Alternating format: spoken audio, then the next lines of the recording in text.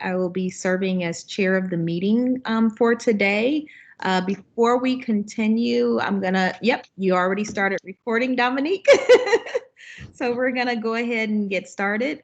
Again, my name is Dr. Berthina Nabaa-McKinney. I will be serving as chair for today's meeting.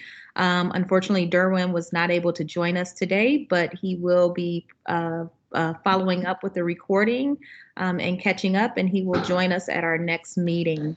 I do want to take a moment. One of our committee members, Sarah Carpenter, is undergoing surgery today, so we want to keep her in our thoughts and prayers during this time as she goes through surgery. And from what I understand, it's brain surgery, so it's pretty serious. So again, if you could keep her in your thoughts and prayers as we continue. I do want to start the meeting by reading the statement that we are required to read at the beginning of each meeting. Dominique, if you could switch to the next slide, please. All right, and the statement is, the Tennessee Department of Education is excited to work with you on this opportunity to discuss the state's formula for funding public education. Before we begin, the department would like to remind you of the following. The conversations today on this topic are not intended to reflect on the current BEP funding formula.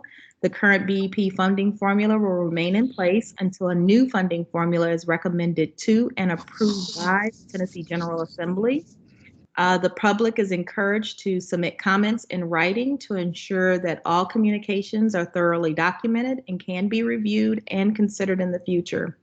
Public comment is encouraged to focus on developing a new funding formula rather than revising the current funding formula. So consider what should be funded in the new formula and at what level. Subcommittees like ours will be responsible for reviewing public comment and making recommendations for what should be included in the new funding formula. While all committees, subcommittees, and members of the public should feel free to communicate openly, documents and records may be subject to public inspection pursuant to the Tennessee Public Records Act and may be publicly posted or otherwise made available. All recommendations that are submitted by committees and subcommittees will be reviewed and considered, but not all recommendations will ultimately be included in the proposed new funding formula. So that is our statement as we continue.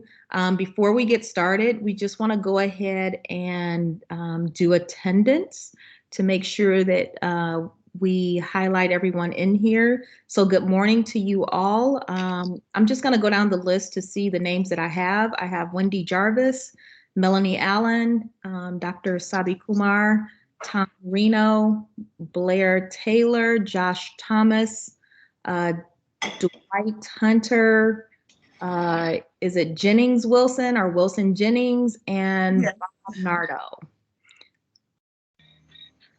Did we miss anyone?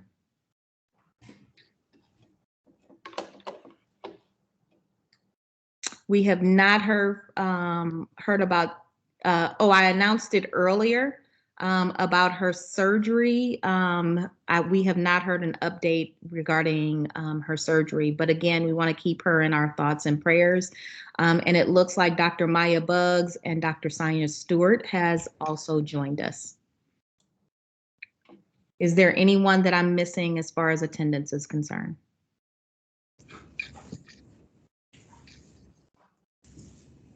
All right, if you could move to the next slide, please.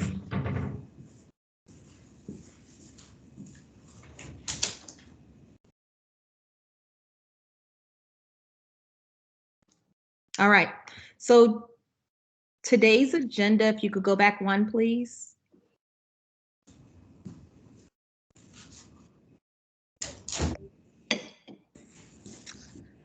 So today's agenda, we've already done the welcome and call to order, as well as we've done the roll call and attendance. Now we are going to discuss the follow-ups from meeting 3. And we will also talk about feedback on the proposals and the next meeting details. If you could move on to the next slide, please.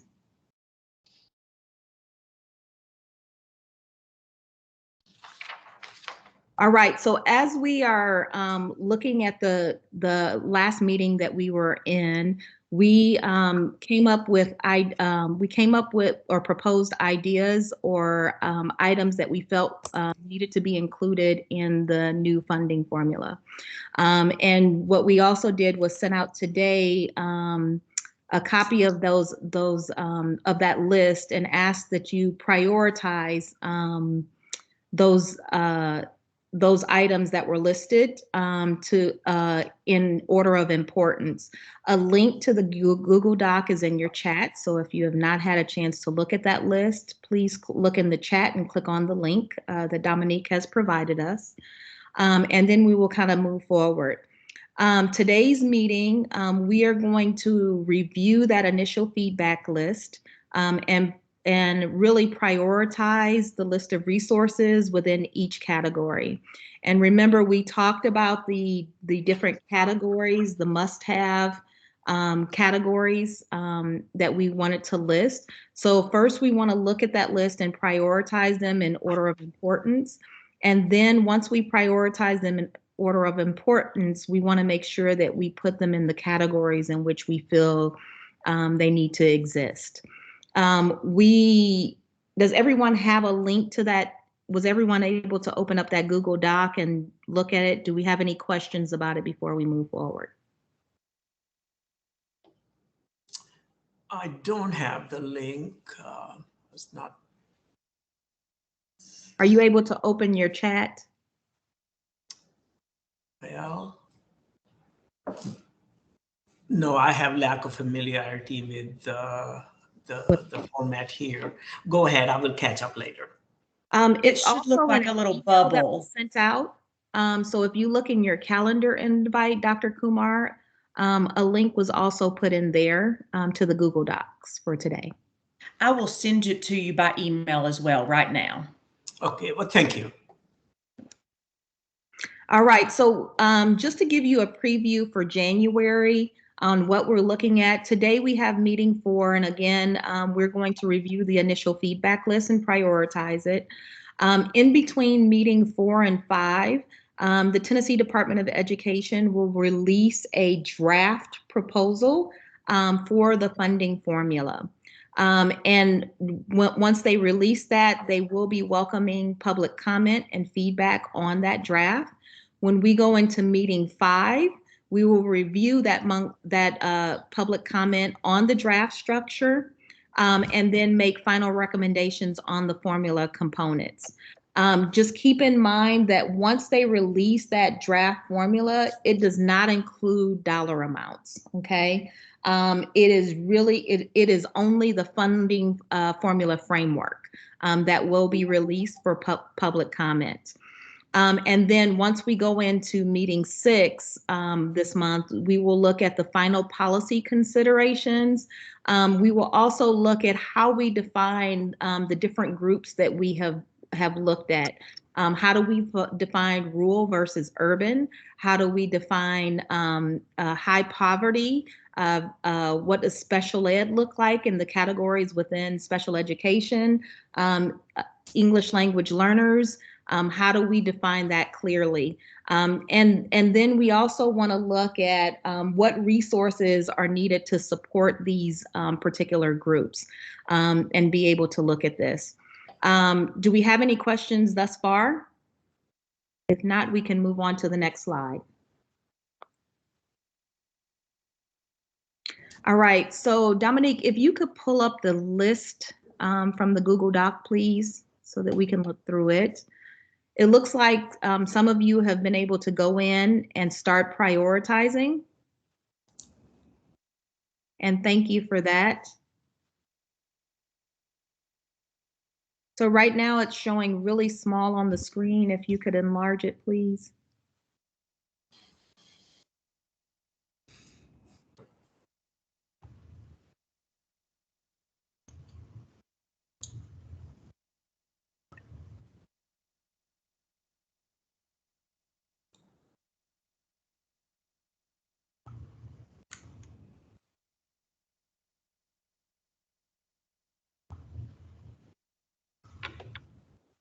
I'm trying.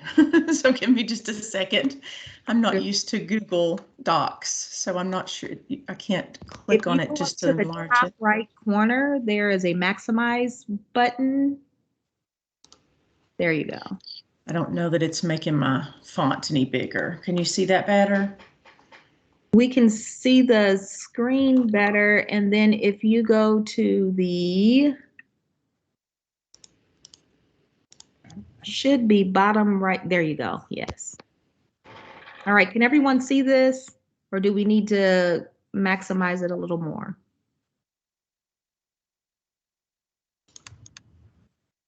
I can see it okay.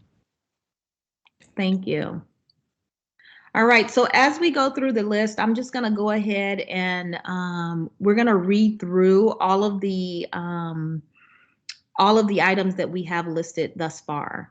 And then from there, we want to look at how we want to prioritize that, okay? So we have developmentally appropriate pre-K grounded in child development and brain research.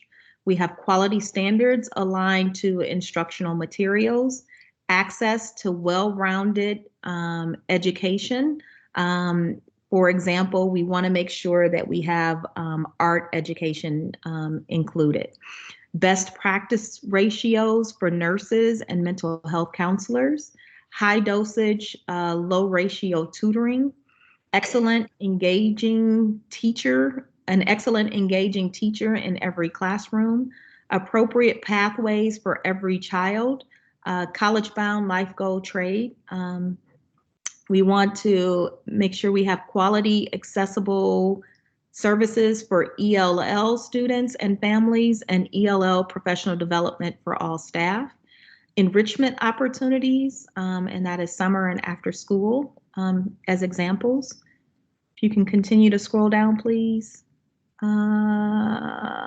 Let's see, optional summer learning camps and holiday week learning camps for economically disadvantaged students and or those not proficient in reading or mathematics.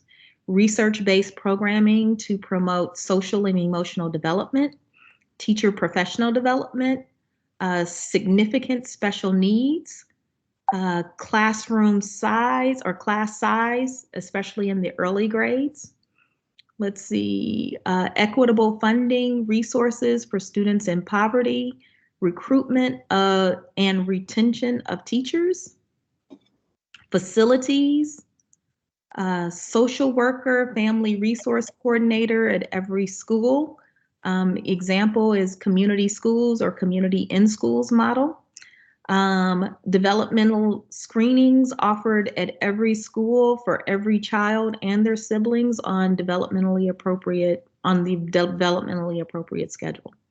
So it looks like those are all of the items that we have listed. Is there anything that is not listed that we would like to list before we start our prioritization?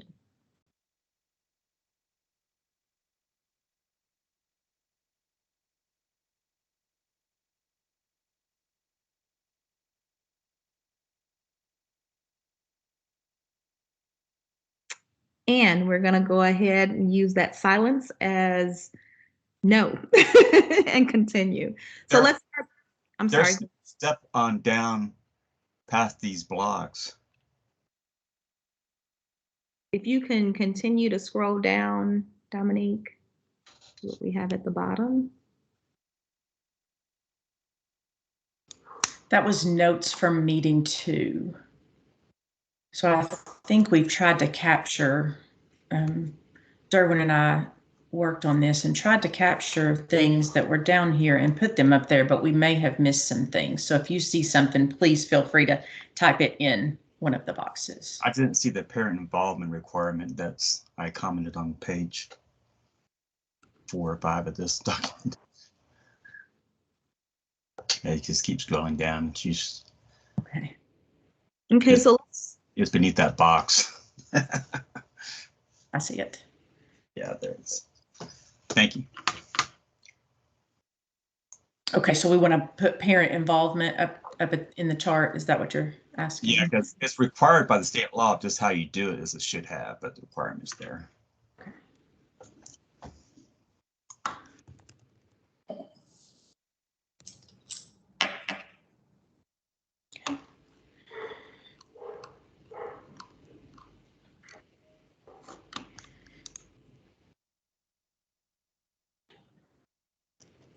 Thank you, by the way.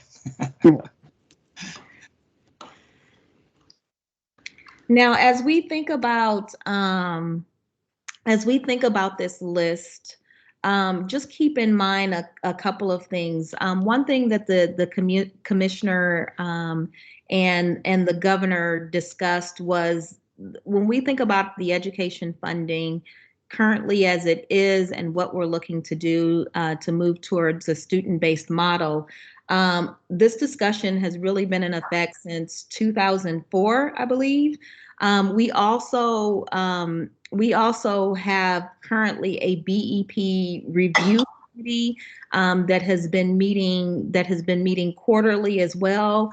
They have made consistent recommendations over the years about how we improve education funding across our state. Also in 2014 and 15, Governor Haslam at the time created a task force, and his recommendations were also pretty consistent with the recommendations that have been made. Also, the governor and the commissioner also wants to make it clear, because this has come up in conversations, that this new education funding formula is not about vouchers or ESAs. It's really focused on public school funding. And what we're looking to do is, as we create this framework and make sure that we have a solid framework, then we can look at a funding amount, which is determined between the governor and the Tennessee legislation on how they're going to fund it. So if we have a solid funding framework, this will give us a better way and give legislators a better way of looking to see what type of funding is needed to truly support this. And so there has been conversation as well about more money to the pie, so to speak. And so the idea is really to make sure that there is a solid funding framework in place, so that they will feel more comfortable and can see how more funding will be utilized across our state to support students in the end. Okay, so let's go ahead and start with developmentally appropriate pre-K grounded in child development and brains research. Oh, one other thing before we have that, Dominique, do you mind finding the slide really quick about the categories? Must have, should have, nice to have, long shot, so that we can see what those, there we go, perfect. All right, so let's review these real quick so that we have them at the top of our brain here. So the must-have category are those supports and services required as a result of federal and/or state law for safety or similar.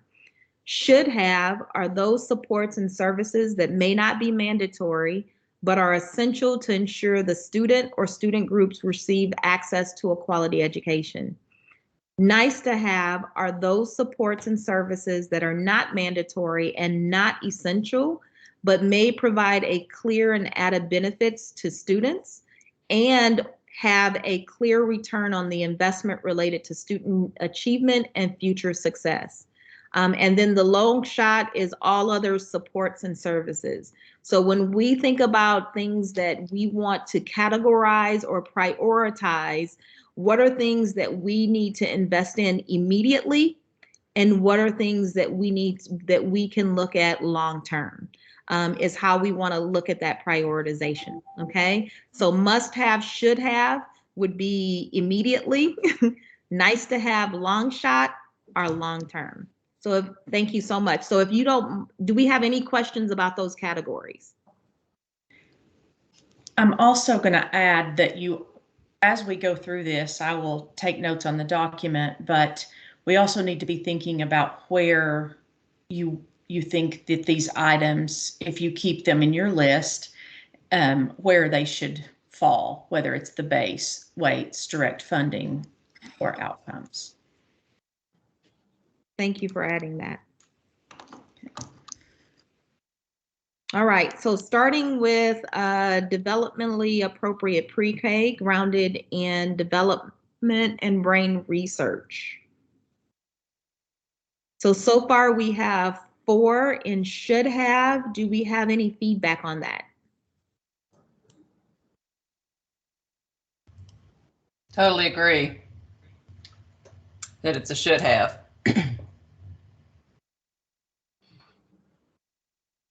Okay. Anyone else? Which bucket of funding would you? I would put that in the base. But I would continue it, I would continue it as voluntary so that it is a voluntary optional, not required.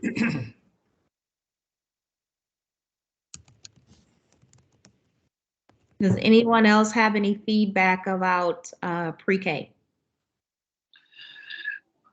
I don't. Blair, did you mean voluntary for the participants, for the families? That's exactly the way it is now. Tennessee has a voluntary pre-K program, and I'm not suggesting that we change that and make it a mandatory part of the K-12 system. But I was suggesting that that the voluntary pre-K program be funded as optional, so that all children, ideally all 4-year-olds, but certainly all economically disadvantaged or otherwise at risk 4-year-olds would have an option to attend if their parents choose to send them.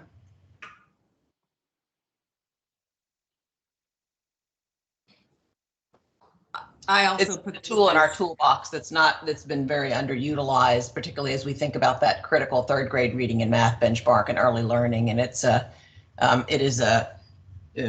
we know that it has positive impact and effects, and it is again, it's just not widely available enough currently. There are a lot of waiting lists. I'm an incredibly enthusiastic supporter of pre-K, and we run a huge pre-K program here, and I believe in it very strongly. And so the last thing I want to do is say anything that sounds like I'm diminishing the priority of pre-K.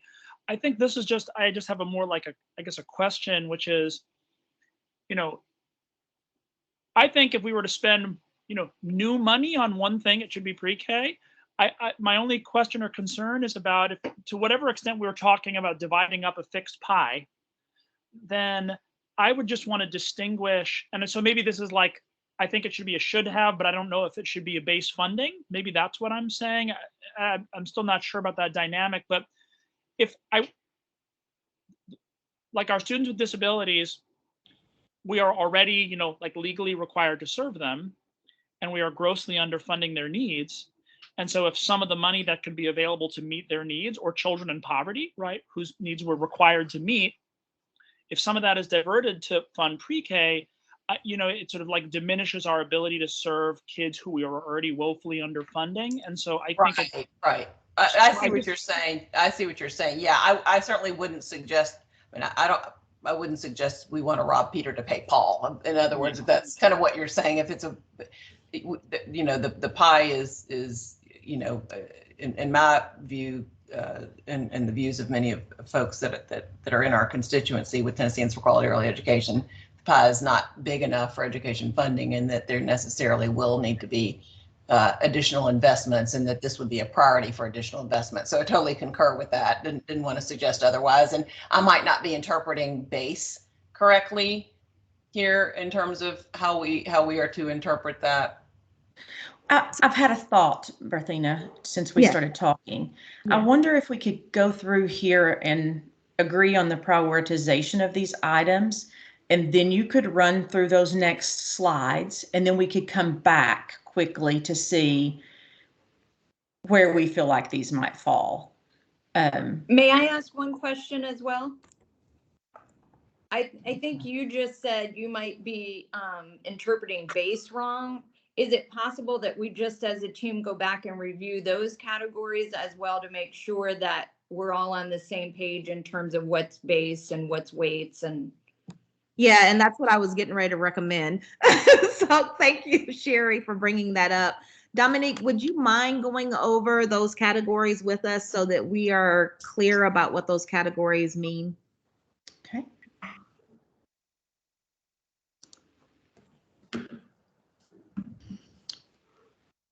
So the next few slides that you have in your PowerPoint, actually have the, a little bit of information at the top, and then goes through what has been recommended so far through the feedback. So the base includes the content currently being discussed in subcommittees, Okay, I see supports what- and services. I'm sorry, let me interrupt really quick, Dominique. I'm so sorry. Guys, what we're gonna do is the recommendation that Dominique gave. Let's go through this and prioritize it according to what we think is important. We're gonna go through these categories, the overall, the base and all of those categories, and then come back and decide what type of funding mechanism it should be under. Is that okay with everyone? So do you want to go over the slides now, or do you want to, okay. No, we want to go over this part right here. So we're just going to prioritize this in must have, should have, nice to have, and long shot. And then we'll come back and add which category we want to do after we go over those slides, if that's okay. Okay. And I think that'll help us. Good morning, everyone. I don't mean to interrupt here. This is Sure. Maya. I just need some additional clarification. I want to pull back up something that Bob Darno mentioned in our last call, and that was, I think I'm just having a dissonance on how we're taking this list and how it's going to interact with a funding formula. As we think about weights and base, these are more some of these are kind of programmatic, some of these are more district choice. How are we integrating this list with what a funding formula is? I'm still having a dissonance there. So at this time, you are prioritizing pieces that you feel in this group should be included in a funding formula, trying to narrow in on prioritizing them and then putting them in the buckets that, the funding formula. Then between this meeting and next meeting, a funding formula is going to be put out for public comment and for review. So there will be an opportunity for. I'm sorry. Formula wouldn't have anything particular in there around tutoring or arts education. So yes, that could be a piece of that. If that so. But let me make a clarification very quickly. Anything that is currently funded in the BEP or outside of the BEP is going to continue to be funded. So that's already on the table. If it's currently being funded, it will continue to be funded as part of the formula. But things like summer school, like you just said, well, summer school is currently funded. It's not planned to be funded, going forward. Tutoring has some funds, but those types of things, yes, can be a piece of this funding formula, possibly in like the direct funding, I would imagine. But I do think that once more about the direct funding, I don't think that they would be, when you're thinking about the components of the formula, I don't believe tutoring and like summer programming become components of it. It may be additional funding the way it's set up now, but I mean, to my understanding, there wouldn't be a line item in the funding formula for arts education because it's very prescriptive. So I think the best thing.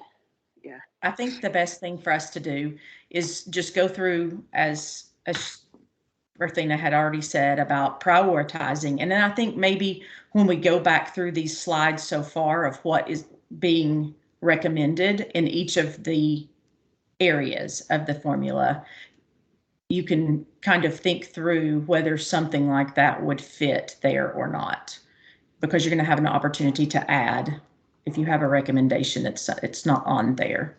So Dominique, could we think about? I'm trying to say that it doesn't fit. Is what I'm trying to say is we're giving recommendation for a funding formula. These items, to my understanding, don't align with the components of a funding formula. These are more programmatic options for districts to take dollars that they're allocated from the state. So with the funding formula, we're looking at a base, which is supposed to be increased across the board. And then we're looking at weights, right, for English language learners. We're looking at weights for special, for districts that are growing quickly, we're looking at weights for economically disadvantaged. Currently, there's weights in there around kind of teachers and staffing, right? And so those are things that typically go into a funding formula. So I'm just saying my dissonance is that the things that we've listed here aren't funding formula components. They are recommendations for spending once the districts receive money. Yeah, and just I agree, Maya. And just for clarity, if we go back to the current BEP program, the funding formula has 46 components, but they're grouped into 4 main categories. One is instructional salary, instructional benefits, classroom, and non-classroom things. So I think when we think of it from that standpoint, when we're looking at our categories of this new funding formula, we're already saying what's currently funded will continue to be funded. What does that look like moving forward? Is that kind of where you are, Maya?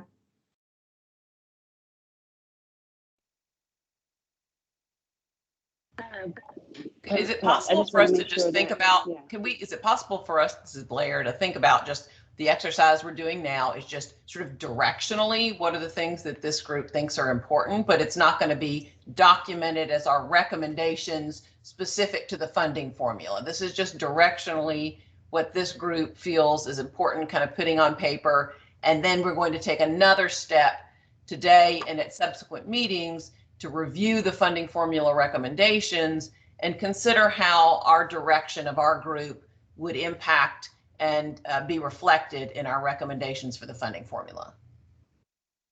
So can we just say this is directional, or is this getting documented as sort of our recommendations? It just adds more weight to the thought process. I think first, if you can go through your list and do your prioritization, and then let's try to do that as quickly as possible for the sake of time, then Dr. Naba has some slides to go over with you that you might have some definite recommendations. You may see some overlap between those slides and your list that will help clarify. But there might be some things that are not, that you feel like on those different slides that are not included, that you have on this list that you want to recommend as a piece of direct funding, and it's a should have, for instance, for example. All right, so for the sake of time, we're going to go ahead and move forward with that, and then we'll go to the slides and then come back. So we've already kind of discussed voluntary pre-K. If everyone has their Google slide open, I would love for you to put a tally mark next to the category in which you have as we go through this. So quality standards aligned instructional material, is it a must-have, a should-have, a nice-to-have, or a long shot for you? And if you don't have access, just let us know and we can add a tally mark.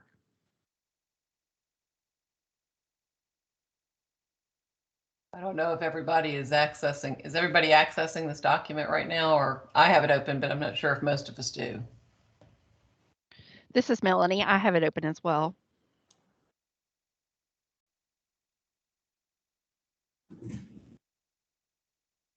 All right, so we'll just go through the list to kind of help us out really quick. So right now we have quality standards aligned instructional materials. We have must have, should have, nice to have, long shot. Wendy, have you had a chance to put your tally in?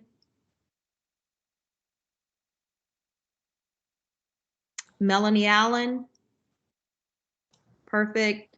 Dr. Kumar? No, I have not. Would you like it in must have, should have, nice to have, long shot? That should be a must have. Okay. So we'll add a tally in must have.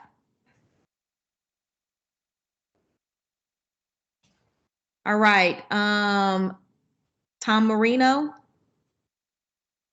Should have. Have you already added it or do we need to add?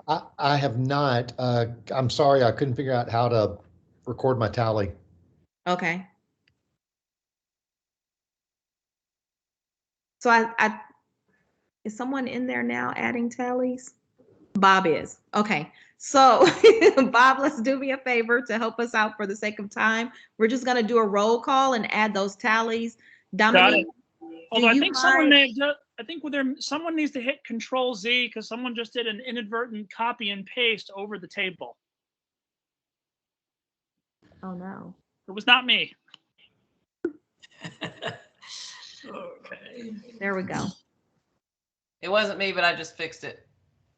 Perfect. Thank you. Would anyone who is in I just need one person that is already in the Google Doc to add the tallies as we go down.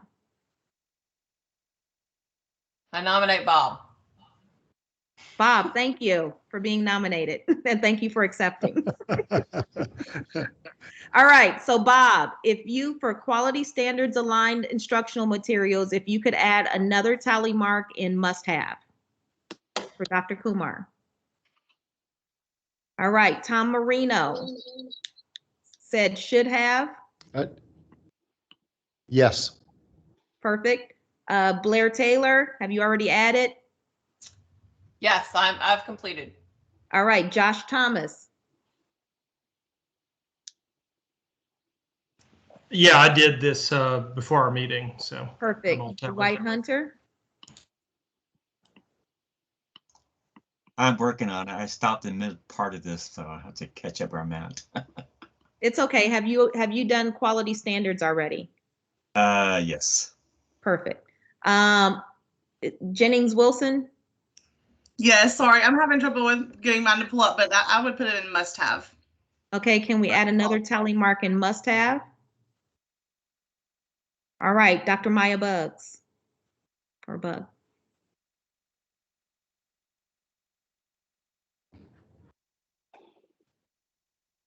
No, I don't have a tally in there yet. It's okay. What category? For instructional materials. Yes, ma'am. No, for quality standards aligned. Yes, ma'am. Instructional materials.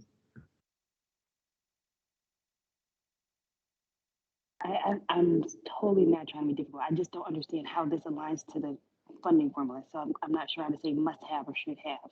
Like, they're important to have, of course. I just don't understand how it goes into a funding formula. So I'm a little bit concerned.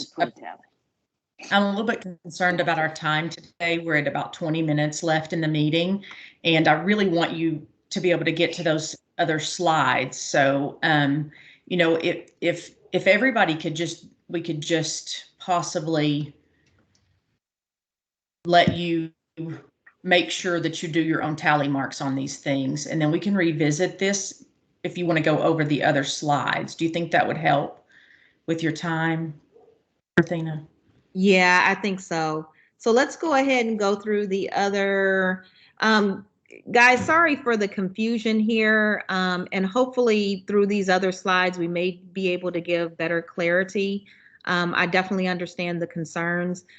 In the meantime, if you can access the Google slide, if you could put your tally mark in the category in which you deem is important.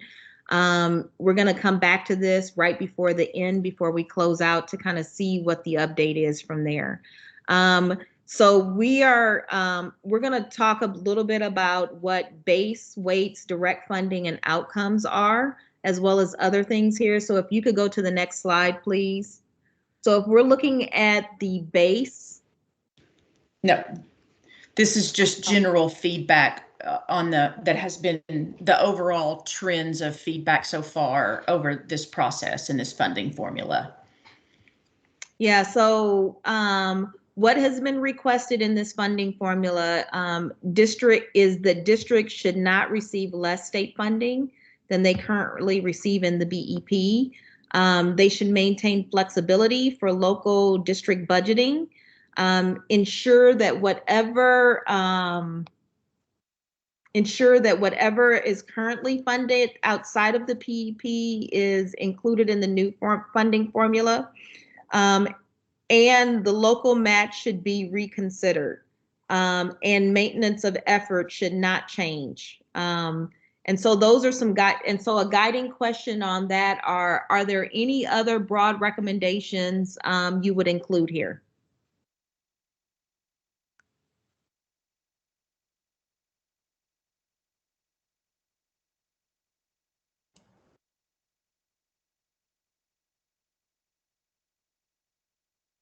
All right, so now we're going to go ahead and move on to the base.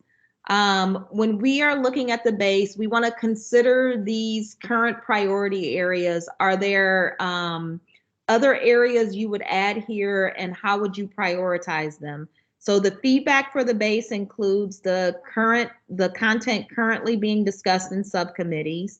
Couple of things that that are part of those recommendation is nurses at the recommended ratio, school-based supports like counselors and school psychologists at the recommended ratios, teacher salaries and benefits, technology sustainability, and flexibility for varied local needs, like SROs, RTI, principals, APs, middle school, career and technical education, and financial literacy. So again, if we're looking at these current priorities, are there others that you would like to add, and how would you prioritize them? See, to me, just to give one specific example, because from a trade-off standpoint, RTI, that's not a very local need. That is a state requirement, right? And so to me, in the last couple of years, it's been significantly increased what's being required.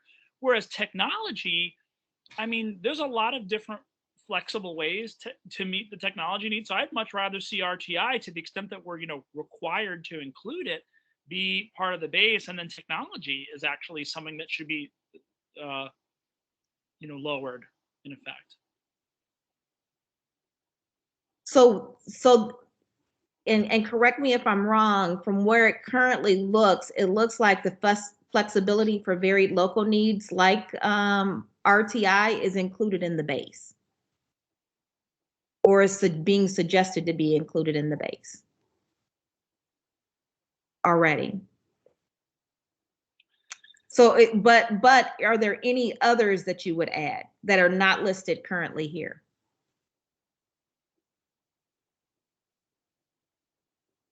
Well, but I can you can think about your list, if there's anything maybe on the list that you think needs to be added here. Yeah, I guess what I'm saying is I would take off technology, because everything we add diminishes what's there, and and it's like special education. I assume that's going to come in the weighted area, but so I'm not clear enough on the distinction between like the base versus the additional student-based weight. I mean, I guess what they'd say is that depends on the child, and so that would be weighted on the child as opposed to the universal base. I guess that's where this is going. So I guess my question there, and this is for the group, the state has made a major investment in technology across the state, and it has increased only in the pandemic. And I think that technology sustainability has been a part of that. We have talked for years about getting our students 21st century skills is the quote unquote terminology for it. So is it from sustainability components is maintaining what we have? Am I correct, or am I reading something else into this? And I'll open that up. Dominique.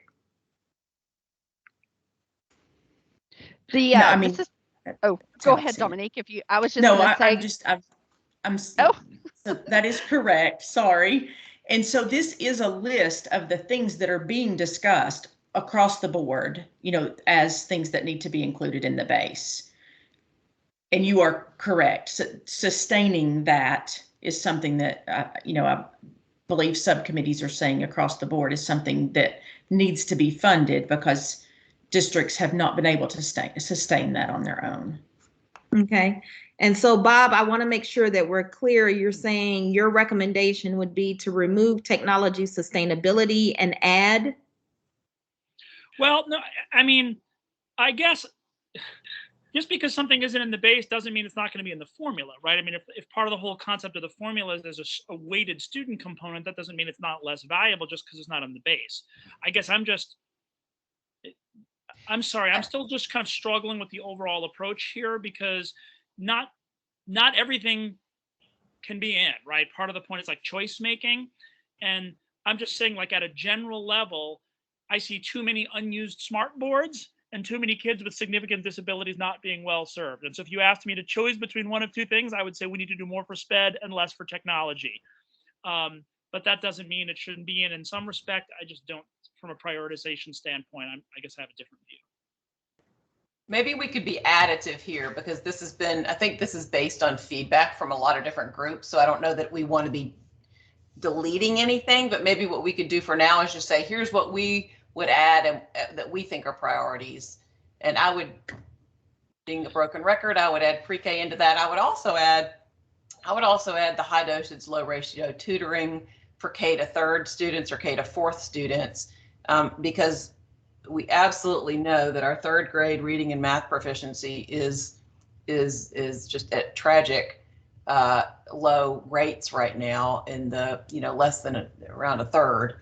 And we know that high dosage, and we know that that is not just for economically disadvantaged students. We know that from the disaggregated data from our TCAP scores recently, we know that that is applicable also to the non-economically disadvantaged students, that we still have third grade, we have about only 40% proficiency, or less than that, less than 40% proficiency for our non-economically disadvantaged students. So that's not necessarily a weight to do with a particular economic status or where you live. It's to do with the fact that it's a strategy to do with the fact that we have a lot of low performing students everywhere.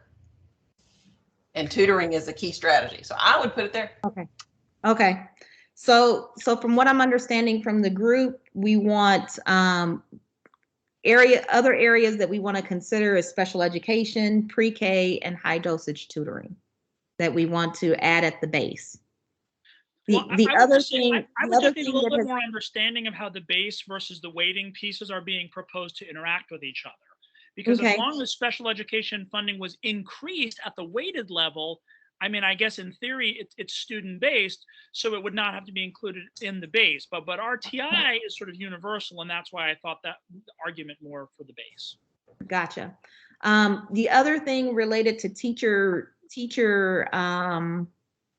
salaries and benefits, I think one thing that has been a constant argument is, again, at the recommended ratios. So lowering the ratios of student to teachers would be added, just like it's added for school-based support and nurses at the recommended ratios. Yes. And if we could go on to the next one. And we will discuss weight. So the following are the areas that receive the most positive feedback in terms of what should be weighted.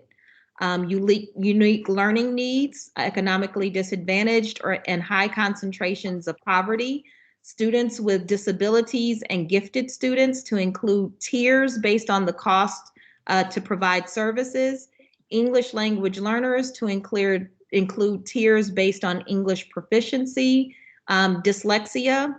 And so that's under unique learning needs. Then you have rural communities, you have sparsity, and charter enrollment.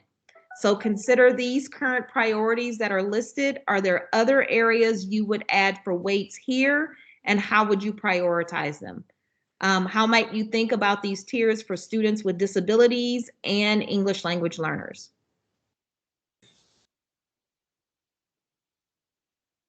I have a question to throw out to the group, but I notice here where it says English learners to include tiers based on English proficiency.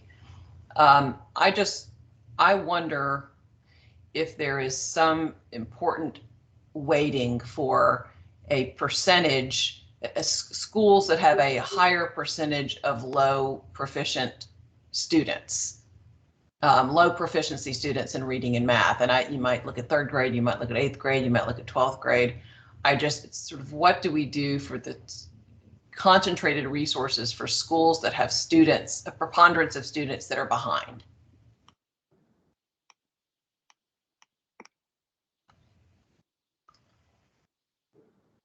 And I know that's not one of the categories, you know, of our subcommittees, but it's kind of spans subcommittees. So I mention it because I'm not seeing where that necessarily, you know, where we're concentrating on specific low proficiency rates. And that to me seems like that's where we need to be going. And I think you're going to find concentrations of low achievement rates among several of these categories.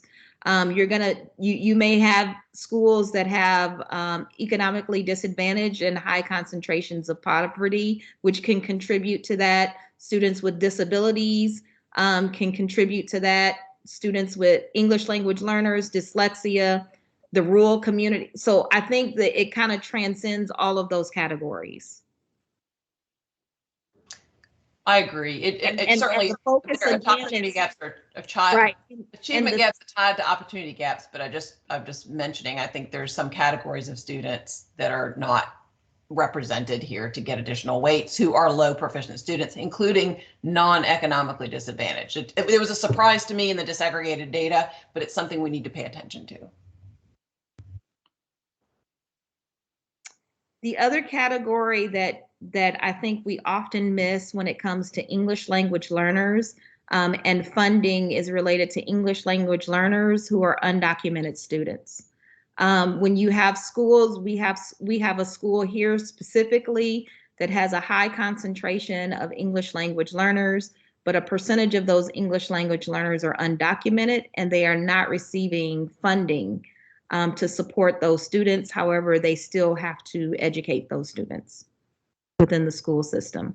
And that is something that is not included in here. And I don't know how we include that when we're talking about tiers to proficiency or even just funding them in general. And so that will be an interesting conversation there. Are there any other weights that we need to consider? I think, and I'm not sure, but there may be some qualifiers under 504 that are not necessarily considered disabilities, but students may need additional services for, that maybe we should have some kind of under unique learning needs, some sort of an additional subcategory for 504 specific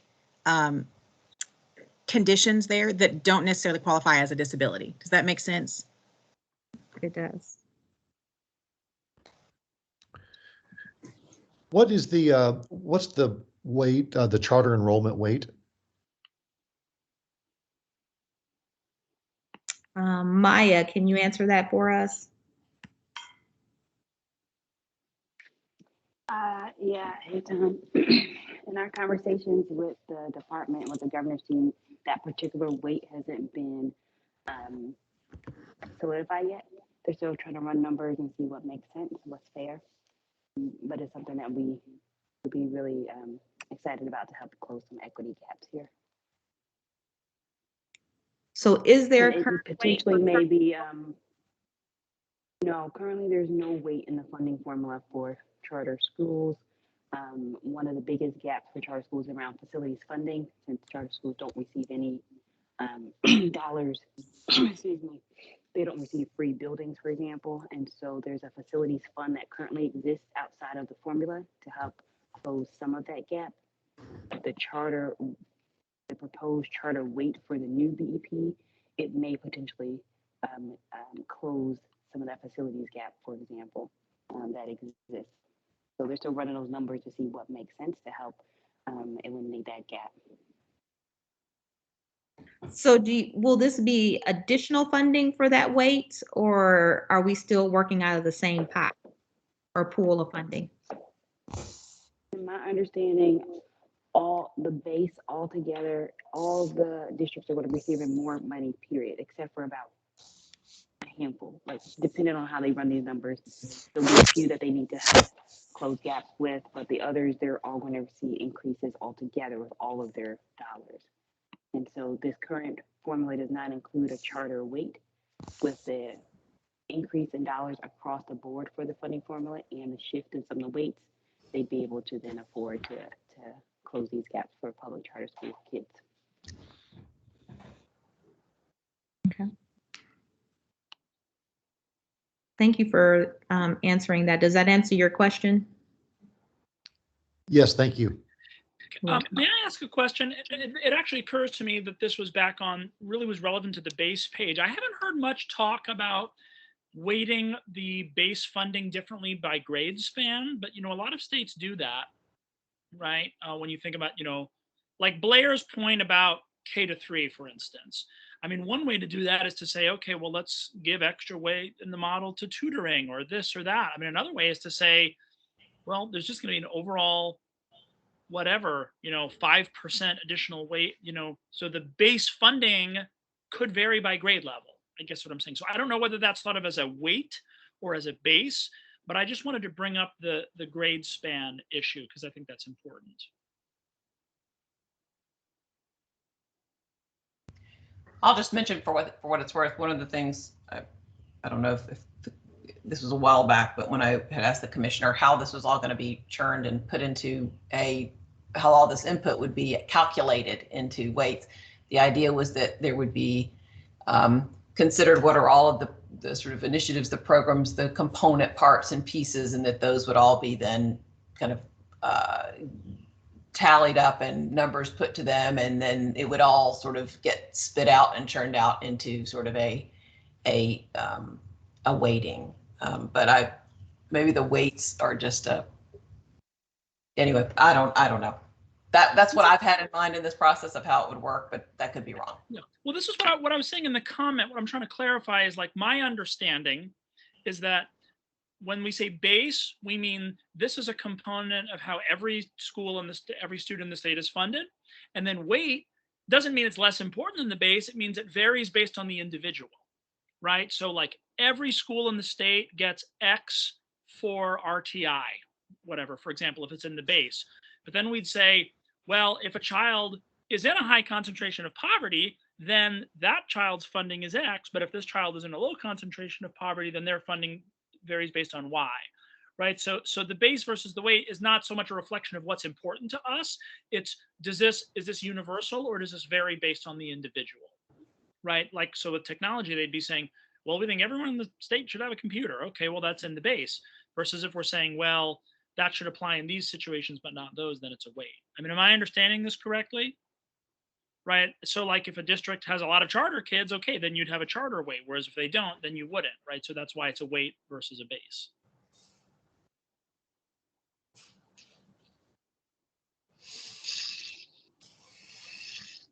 Dominique, do you have any clarity on that? I mean, I think you are right with that the base is what is for everyone. I don't know. Did you have a question there as far as going back to that technology comment that you made earlier? But yes, what you have said is correct, because then the weights would be on top of, so what do we need? What do those students need based on need? You talked about the 504 qualifiers, the special ed students, the English learners. Yes, those would be on top of those things that are considered already in the base. Dominique, this is Melanie.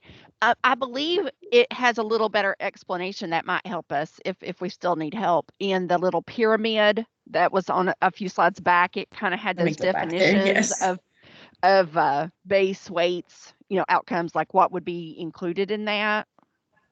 Yeah, so it says that the base is the amount allocated to each student in the state for common education needs. These resources that should be provided to all students in the state. As far as the weight, it's a multiplier assigned to students based on additional needs identified. And then you have direct funding. That's the dollar amount allocated to students based on specific programs. And then outcomes, additional dollars allocated based on getting stronger outcomes for traditionally higher need student groups. Yeah, I just think this is an important distinction, because it's not like saying, well, if it's more important, make it part of the base. Well, no, right? It's like a student with a significant disability represents a very small percentage of the total population of Tennessee. They just have exceptionally high needs. So it's very important, but it's a weighted funding then, right? Or Blair, to use another example that you brought up earlier, right? Like I think of like VPK as a very important program-based funding, right? I mean, that's just my opinion. And so this was my point about technology. Is like, I think that since we're dealing with trade-offs, the idea that technology should be a bigger part of the base, just to me,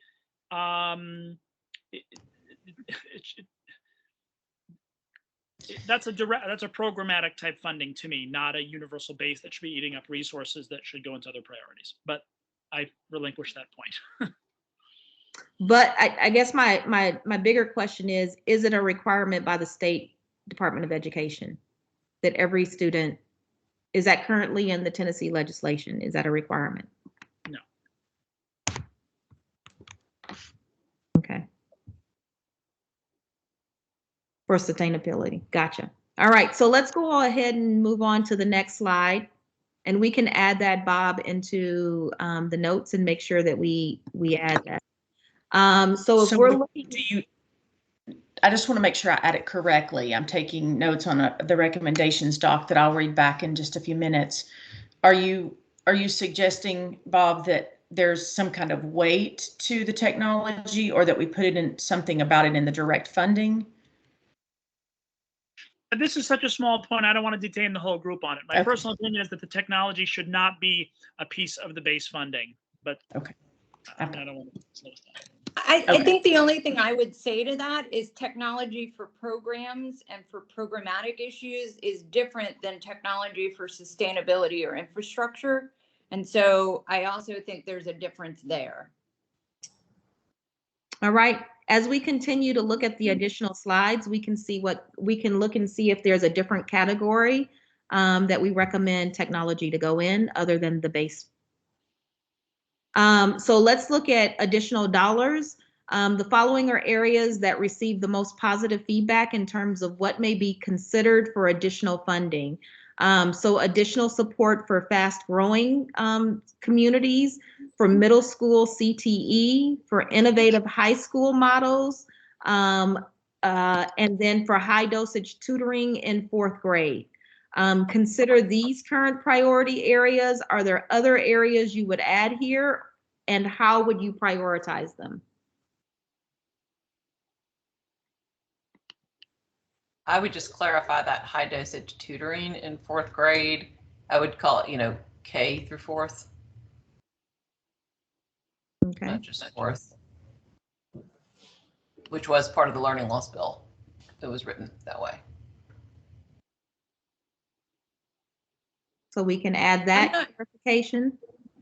Sherry? I'm not sure if this is somewhere else, but I know in some of the states where we work with schools, our teachers receive, like, if students pass their AP exam, the teacher receives like an extra $50 per student that passes their AP exam. So some type of incentive there for those programmatic pieces where schools are incentivized to put students in those higher classes, but then the teachers receive the reward for the success portion. So I don't know if that's somewhere else, but I don't see it here.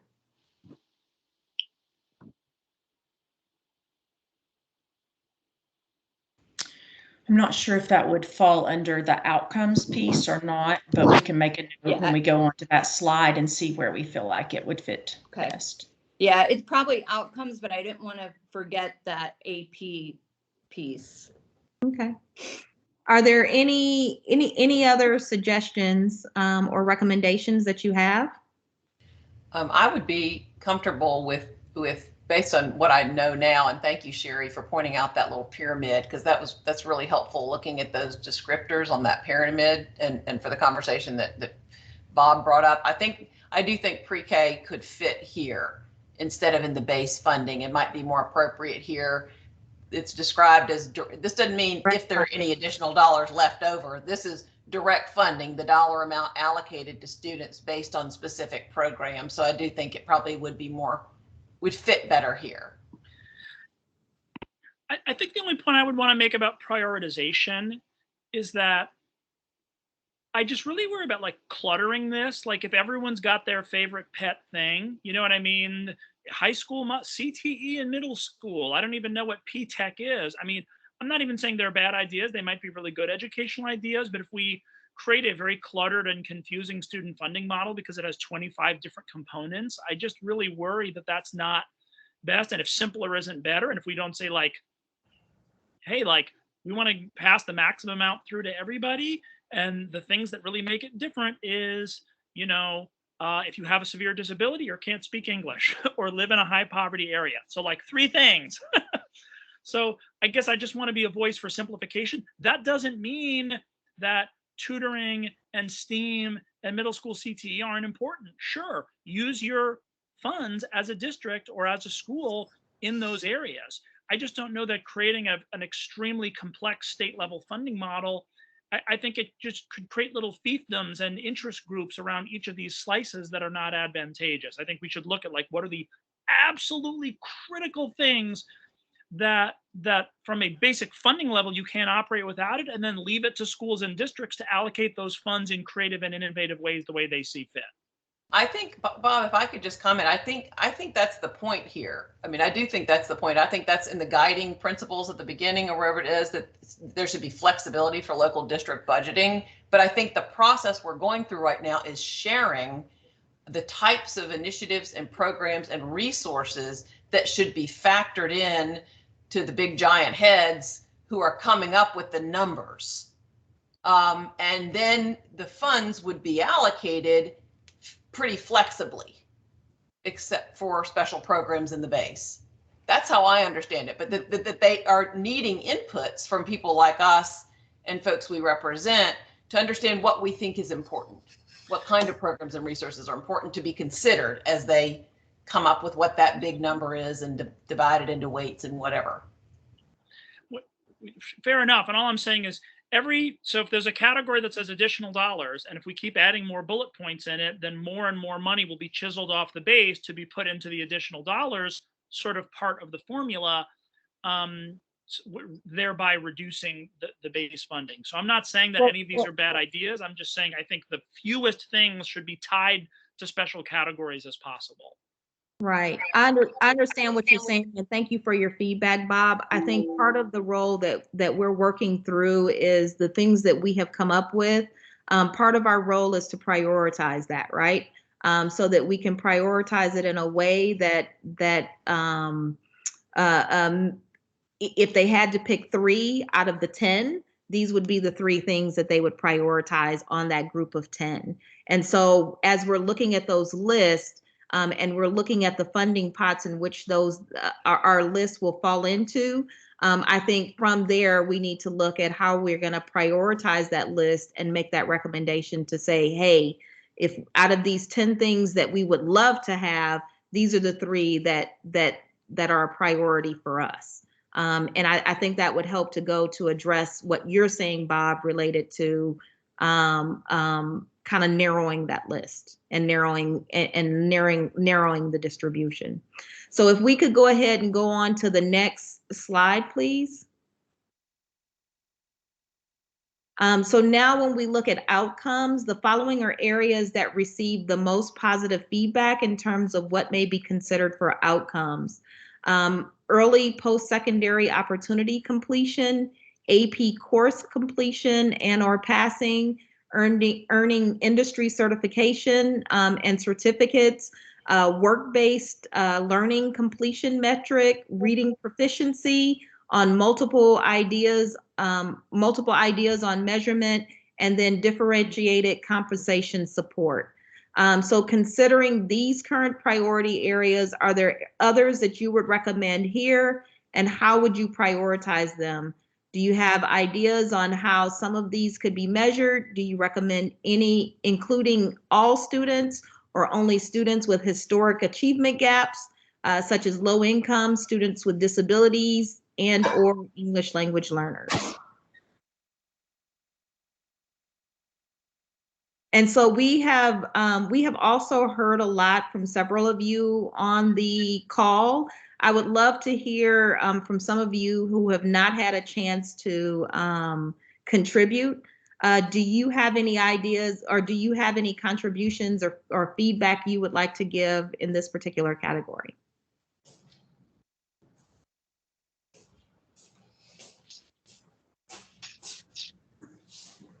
Well, this is Dr. Kumar. From my point of view, the list is rather comprehensive, and those of us who are not educators and don't even fully comprehend the meaning about certain terms being used, we would need to research it out, take time, talk to some people we know, and then do the rating. And for that purpose, I feel my role is going to be basically listening, understanding it, so I can convey the final product that we arrive at to my legislative colleagues as an input to them. But as far as playing an active role in rating these things, as well as deciding which bundle of funding a particular matter belongs, I'm overwhelmed. It's beyond me, but I will continue to be interested, listen, and take it in. So when the final product arrives at the legislature, I can play a role and I will have better understanding. Certain things do stand out, such as the funding for nurses.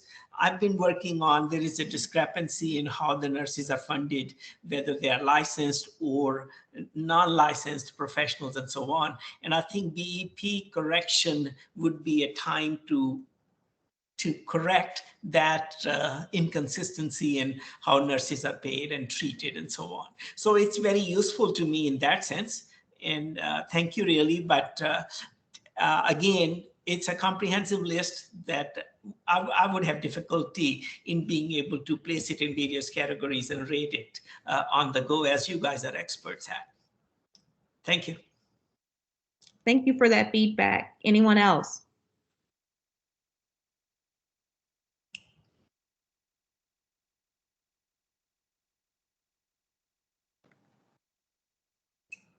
I want to just say that to the question about all students or specific students with the achievement gap, all students, the answer is all students. I mean, I think that's an emphatic all students, right? I think we have to consider these specific programs and the needs of every child. So I think it's imperative that all students are considered with the outcome focus.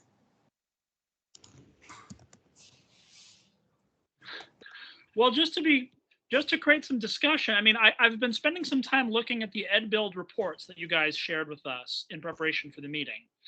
And the problem is when we say do it for everybody, right, then we diminish the impact quite a bit.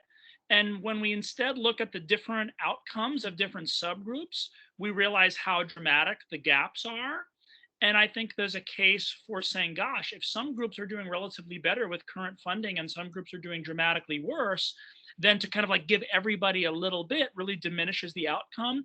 I just want to give you an example. You know, if you look at California or at Ohio, just two different states, you know, a red state and a blue state, Midwest and West Coast, the differentials that they weight for certain student subgroups, like they weight poverty at like 20% more funding. So if you live in a high concentration of poverty area, that's a 20% funding difference. That's very significant.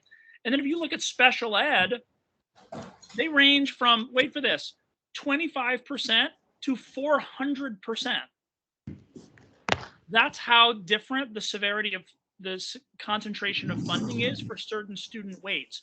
And so this is why I'm saying, sure, we could make lists all day of middle school CTE and Rocket Club or what have you, but it's like if we diminish the funding with a bunch of tiny things in all these places, then we're going to miss the chance to have the most significant impact for us, like, you know, poverty, ELL, special ed, where there's just a gigantic gap in outcomes from those subgroups. So that's just why I would argue in favor of a smaller number of weighted categories, focusing on the most historically marginalized groups, and that's how we can have the biggest impact.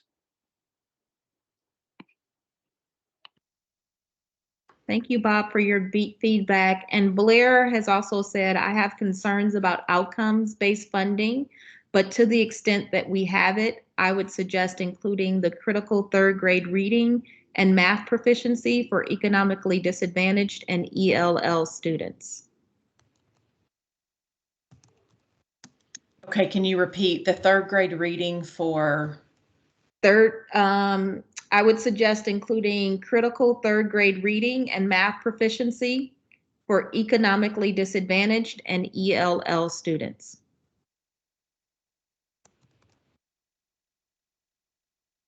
And I missed this earlier, Dwight, but I do want to comment. He made a comment in the group that the title of this subcommittee has parent voice in it. So if any subcommittee is going to advocate for it within the base, it is this one.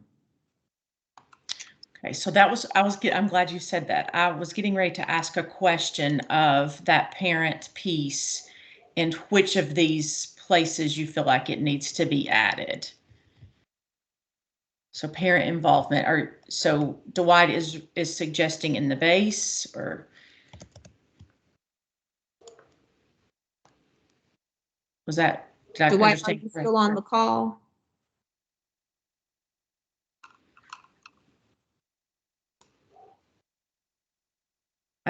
He must not be, so. All right. Where do you all think that this should be added? Parent involvement. Dwight's comment was around parent involvement.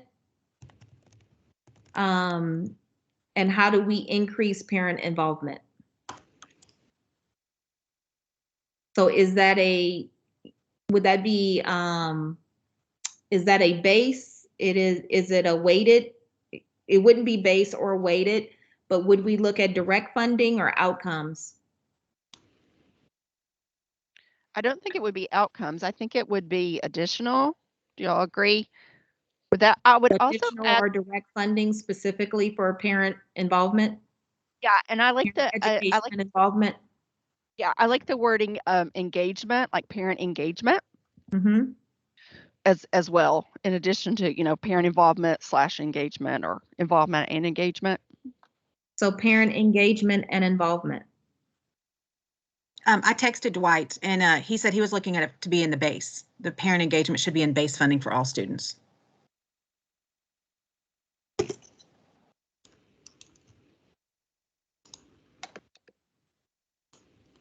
Does the group agree? I just want to put it in the recommendations in the appropriate place. And I'm going to have to go ahead. I think we can do really high quality parent engagement without spending a lot of money. We do at our school, and so I would not want to see a lot of money tied up in this. I think it would end up being spent on office expenses, and I don't think this money tends to be well spent, so I don't think spending more on it is what we need to do. Anyone else have feedback?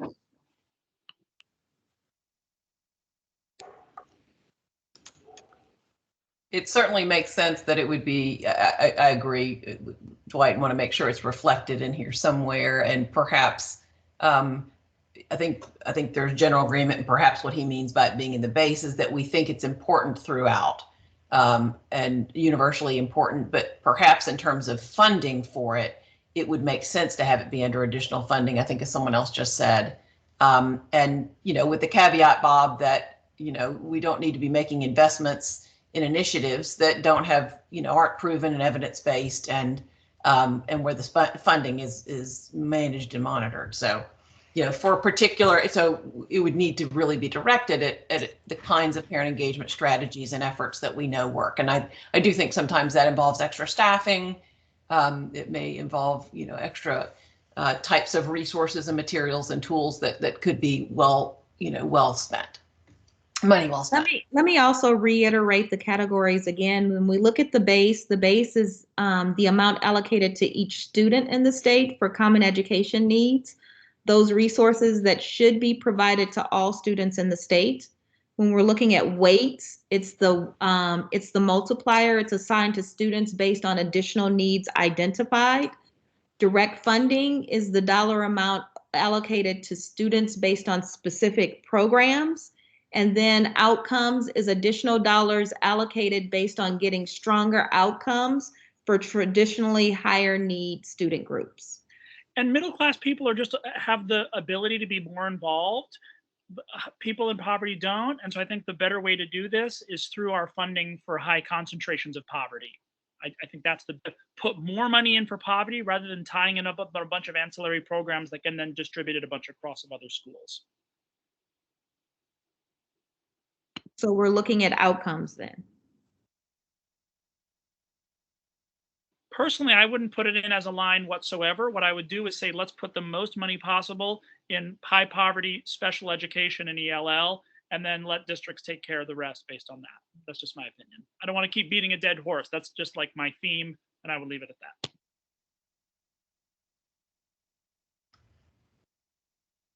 I feel like that for Dwight, we ought to, it's in here, we ought to see it reflected somewhere. So I'm good with base or additional funding or wherever we want to put it. And I think we're not being very specific about what we want with it. So perhaps it just needs to be reflected and documented as, you know, parent engagement is important. And, you know, if we want to get more specific about whether there are particular programs that we would want to support, that might be an additional funding, but perhaps otherwise we stick it there in the base to acknowledge and reflect that for every child, it's important to have their parent engaged, and it may or may not include, you know, a funding allocation. And also, I think that's okay. And I'm texting Dwight back and forth about this. But he's okay with it as long as it's reflected as well. But it is when you're talking about funding for parent engagement, it is specifically generally or should be spent on a position. And in high poverty schools, let me say, it doesn't make a huge difference. And actually, I work in schools that would be considered, you know, middle class schools. Makes a huge difference. Very few parents these days can spend what really needs to be 40 hours a week doing this. So having that position makes a difference for every child. But yes, anywhere that's just as long as it's reflected, I think that it's okay. But it is definitely important that it be reflected, especially for those high poverty schools. I'll just jump in real quick and say, I think what Bob recommended was a really strong idea, but also want to reiterate that for this committee, parent voice choice, I don't know that necessarily has to be a specific line item on an outcome for it to be represented throughout this formula and our feedback. So I just feel like that's the lens that many folks are bringing. I don't know necessarily that there has to be an item, a call out in a base formula to fund parent voice, if that makes sense. I think we still will have done our job here if we use those lenses to push for these other pieces that have come out throughout the conversation.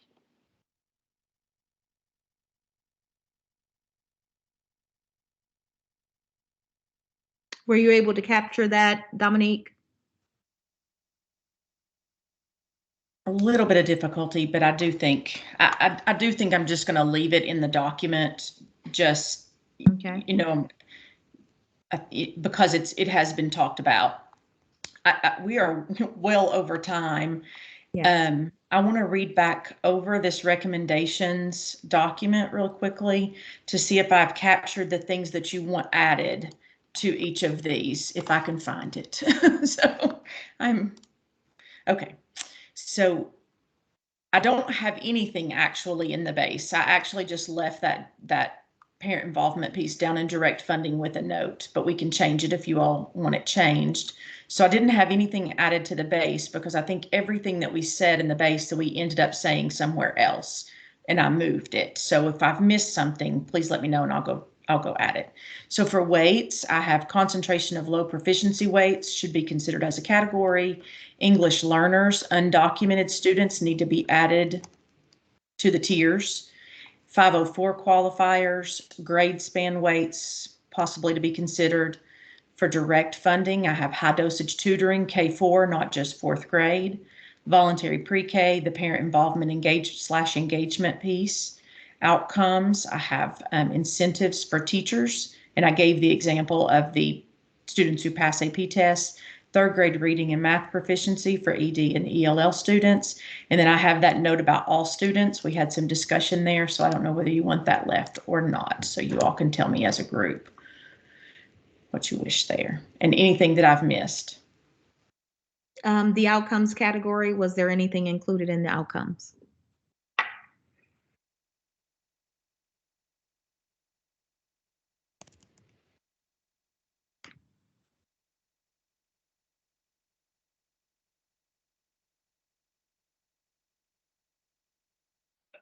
Oh, I'm sorry, that was a question. Was there, Dominique, was there anything added in the outcomes category That was the incentives for teachers, the third grade reading and math proficiency for ED and ELL students. And then there was some discussion around whether to consider all students in some way or not. Gotcha. In the outcomes piece. Okay. Is there anything that we missed?